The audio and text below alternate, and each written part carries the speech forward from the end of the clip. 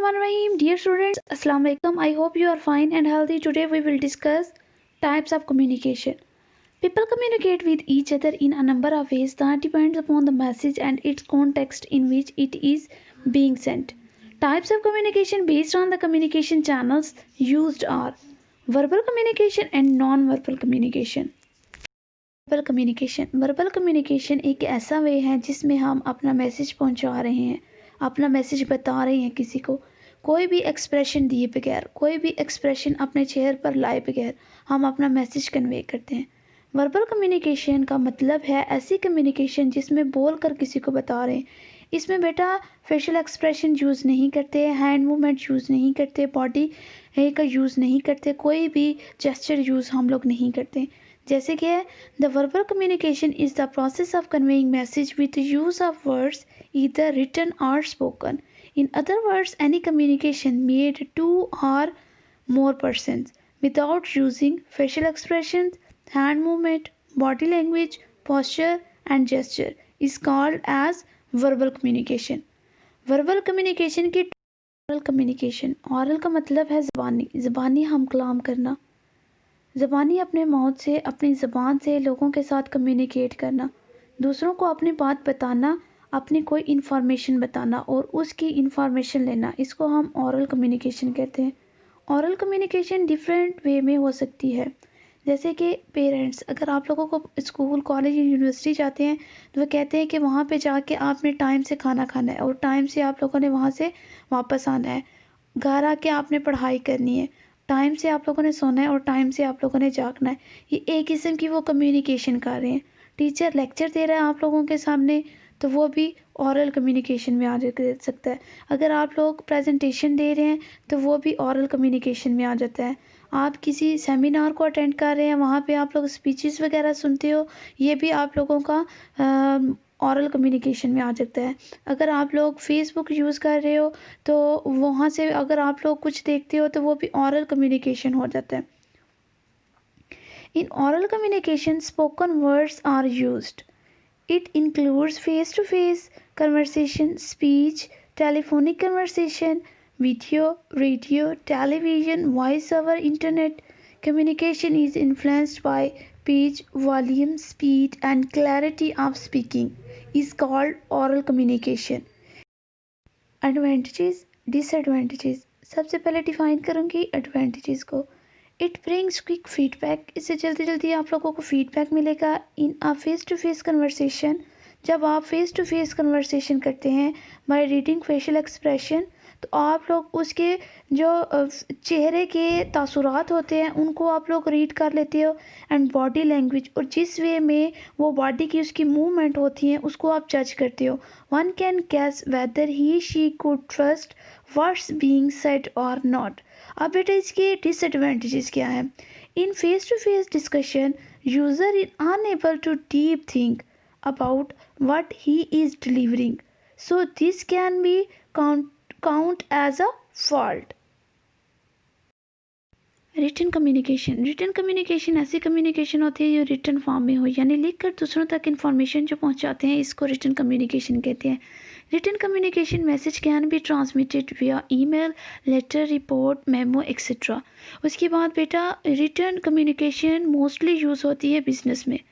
इन written communication written signs और symbols are use to communicate.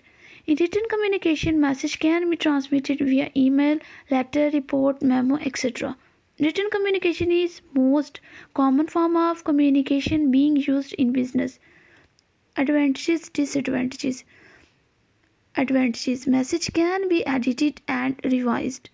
Written communication provide record and feedback. A written message enables a receiver to fully understand it and send appropriate feedback. Disadvantages: written communication does not bring instant feedback. It takes more time in composing a written message as compared to word of mouth, and number of people struggle for writing ability.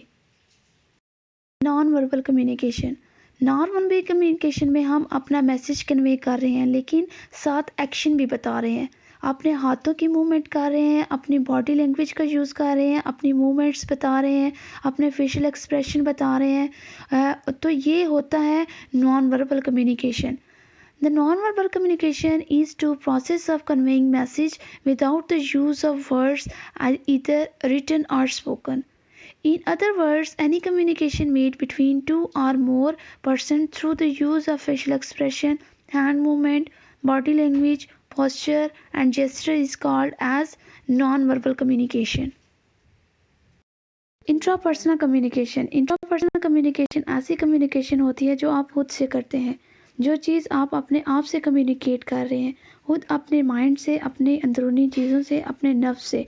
इसको हम कहते हैं intrapersonal communication.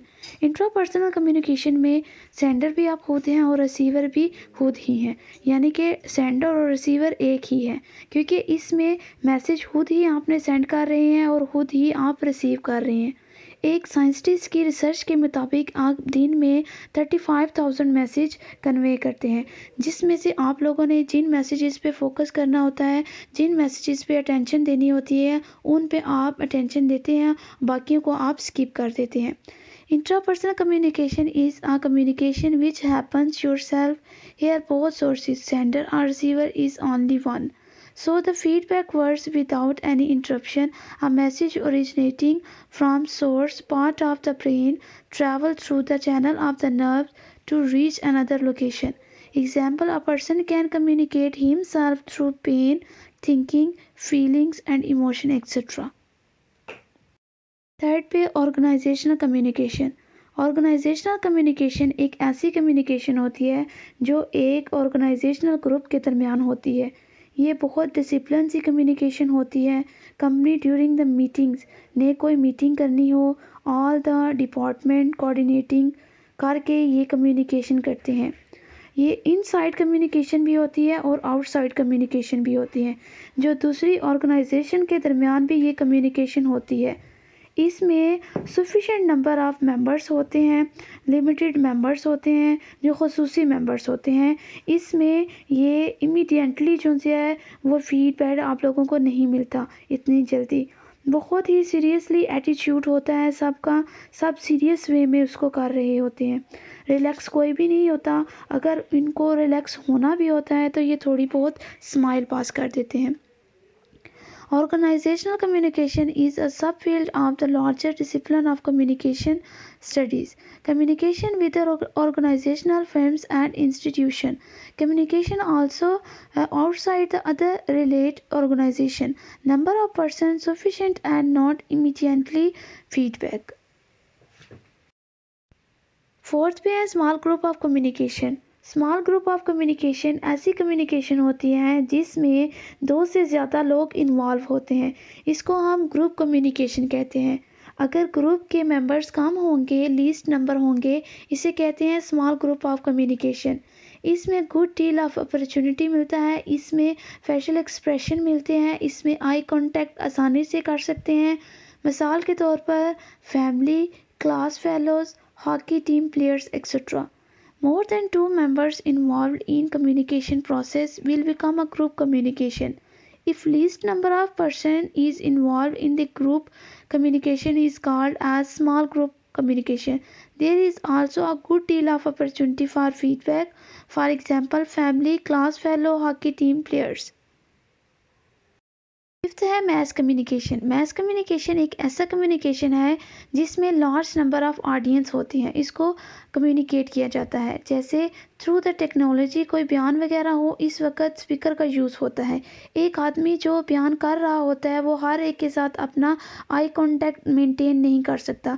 जैसे TV में add हो, जैसे newspaper हो, radio, television, internet, ये सब मैस कम्युनिकेशन में आ जाते हैं और इसमें इतनी जल्दी फीडबैक नहीं मिल सकता और हम लोग इतनी जल्दी फीडबैक ले भी नहीं सकते क्योंकि लार्ज अमाउंट ऑफ रिसीवर्स होते हैं। In mass communication, basically have a large number of audience and they are all grouped together in one place, so we need certain tool or technology for communication process. But in mass communication, there is no direct access with receiver, so for that they need media like newspaper, radio, television and internet. Here the audience feedback is very less or delayed. Face to face communication ऐसी communication होती है जो दूसरे person से face to face communicate की जाती है through facial expression, through eye contact, through body language. आप उसको देख सकते हैं। अगर आप डिजिटल एटीट्यूड के थ्रू कम्युनिकेशन कर रहे हैं तो आपको पता नहीं होता कि इस वक्त आपका मूड कैसा है। जिस वक्त आप मैसेज कर रहे हैं उस वक्त आपका मूड कैसा है। आप सीरियस हैं, आप लाइट हैं, आप एंग्री हैं, हम आपको जज नहीं कर सकते। फेस टू फेस का सबसे बड़ा बेनिफिट ये होता है कि आपके फेशियल एक्सप्रेशन सामने होते हैं। हम आपको जज कर सकते हैं कि आपका मूड इस वक्त कैसा है, आप किस सिचुएशन में क्या बात कन्वे कर रहे हैं। इससे हम आपके मूड को जज कर सकते हैं। Face-to-face communication also boosts collaboration and creativity through the ability to share ideas more freely. Communication is more than just words. Meeting in person helps you detect body language, feelings, tone, and reaction, which can often be misinterpreted through digital means. That's all my today's lecture. Thank you. Allah Hafiz.